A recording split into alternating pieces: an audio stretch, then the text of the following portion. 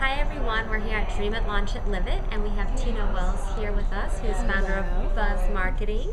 And Tina, tell us how it was to speak to ladies who launch and your impression of the conference. Well, I mean, it's a great audience. Of course, an audience of really fun, articulate, interesting women. So I felt just honored to be in the room with all of them, not even the one giving the advice. But I mean, it went by way too quickly. I love spending time and hearing their questions and hopefully sharing some insight and publicity and press and how you can get press. So hopefully they enjoyed it as well. And hopefully you can come back.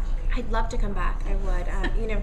It's so funny. Whenever I'm featured on Ladies Who Launch, I get so many women emailing me and asking me for tips and ideas, and I try to reach out to as many of them as I can. So, it was good to be able to come here in an environment and actually give a little bit more time than I might normally have.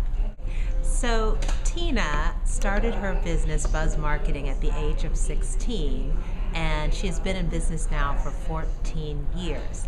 What I'd like to ask you, Tina, is can you talk a little bit about really being sustainable or creating a sustainable business, both from a personal perspective as well as a business perspective? It's funny because, those are two totally different questions. I think that because people have cared about teenagers for the last 14 years, they've cared about what I do.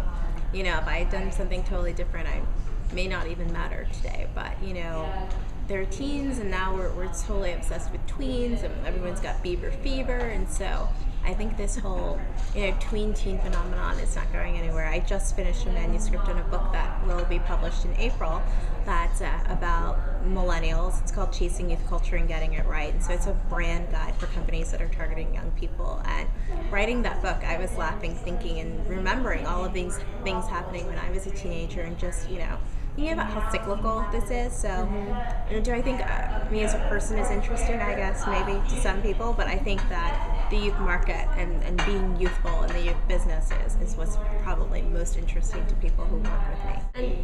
And just a very practical tip for launchers who are just beginning and they're ready to be featured in the press and respond to that. How would they even go about it? Like, what are the 1, 2, 3s to getting yourself featured? I think the first thing you have to do is know what your story is. What is it that you want them to talk about? What advice can you give them? I always say knowledge is power. So the first is, what's your story?